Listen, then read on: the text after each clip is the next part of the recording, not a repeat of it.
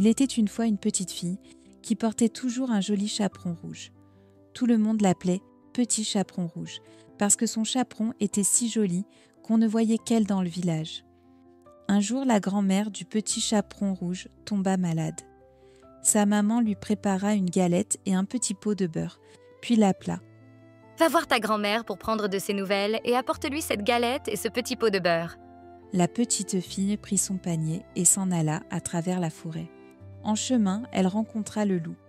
Ce dernier avait très envie de la manger, mais il savait que des bûcherons travaillaient non loin. Alors il décida d'être malin et de ne pas l'effrayer. « Où vas-tu comme ça, petit chaperon rouge ?» demanda le loup avec un grand sourire. « Je vais chez ma grand-mère, elle est malade. »« Et où habite ta grand-mère ?»« De l'autre côté du moulin, au bout du chemin. » Le loup, qui avait une idée en tête, dit alors. « Oh, je connais 2 chemins pour aller chez ta grand-mère. Faisons une course. Je prends celui-ci et toi, prends celui-là. On verra bien qui arrive le premier. » Avant que le petit chaperon rouge n'ait le temps de dire quoi que ce soit, le loup s'était déjà élancé sur le chemin le plus court, tandis que la petite fille, curieuse et insouciante, prit le chemin le plus long. Elle s'amusa à cueillir des fleurs, à courir après les papillons et à ramasser des noisettes. Pendant ce temps, le loup arriva rapidement à la maison de la grand-mère. Il toqua à la porte. « Qui est là ?» demanda la grand-mère. « C'est moi, petit chaperon rouge. Je vous apporte une galette et un petit pot de beurre. » dit le loup en prenant une voix douce pour tromper la vieille dame. « Ouvre la porte et entre. » répondit la grand-mère.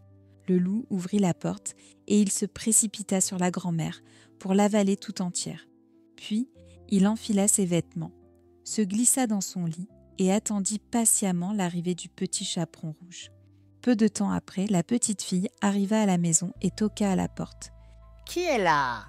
demanda le loup en imitant la voix de la grand-mère. « C'est moi, petit chaperon rouge. » dit la fillette. « Ouvre la porte et entre. » répondit le loup. Elle ouvrit la porte et entra. « Pose ton panier et viens me rejoindre. » dit le loup caché sous les couvertures. Le petit chaperon rouge, en s'approchant du lit, trouva que sa grand-mère avait l'air bien étrange. « Grand-mère, comme vous avez de grands bras. »« C'est pour mieux te serrer contre moi, mon enfant. »« Grand-mère, comme vous avez de grandes jambes. »« C'est pour mieux courir, mon enfant. »« Grand-mère, comme vous avez de grandes oreilles. »« C'est pour mieux t'écouter, mon enfant. »« Grand-mère, comme vous avez de grands yeux. »« C'est pour mieux te voir, mon enfant. »« Grand-mère, comme vous avez de grandes dents. »« C'est pour mieux te croquer, mon enfant. » À ces mots, le loup bondit hors du lit et dévora le petit chaperon rouge en une seule bouchée. Puis, repu et satisfait, il s'endormit profondément. Heureusement, un chasseur qui passait par là entendit les gros ronflements du loup et trouva cela étrange. Il entra dans la maison, vit le loup endormi dans le lit de la grand-mère et comprit ce qui s'était passé. Sans perdre une seconde, il prit ses grands ciseaux et ouvrit le ventre du loup. La grand-mère et le petit chaperon rouge sortirent saines et sauves.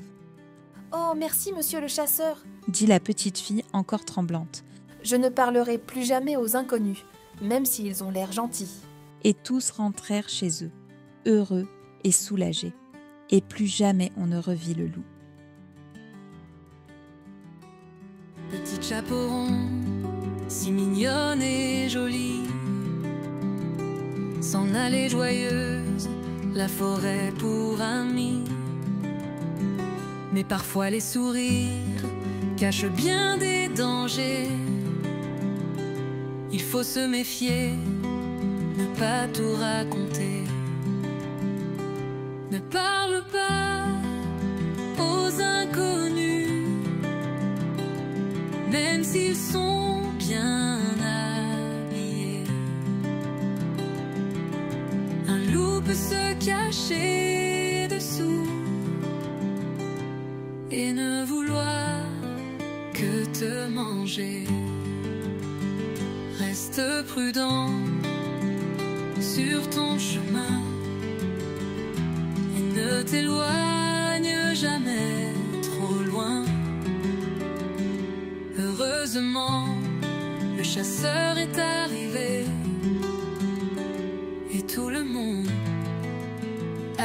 été sauvé.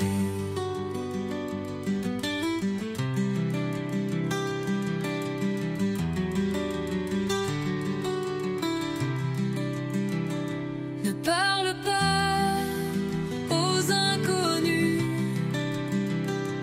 même s'ils sont